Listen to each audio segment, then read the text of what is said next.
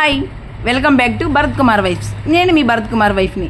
అందరూ బాగుండాలి, అందులో మేము ఉండాలి. ఈ గాజర్ హల్వా ఎలా తయారు చేసుకుందాం చూసేద్దాం రండి. స్టవ్ ఆన్ చేసి కళాయి పెట్టి కళాయిలో నెయ్యి వేసుకుందాం. నెయ్యి కాగినాక డ్రై ఫ్రూట్స్ వేసి వేయించి పక్కన పెట్టుకుందాం.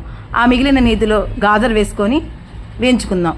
వేగిన గాజర్లోకి పాలు పోసుకున్నాక పాలు గాజర్ ఉడికి దగ్గర పడుతుంది. దగ్గర పడిన విషయంలో పంచదార వేసుకుందాం.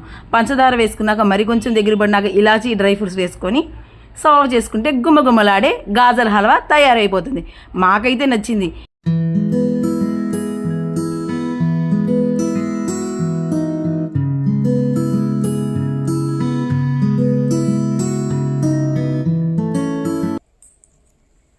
ఎలా ఉందండి?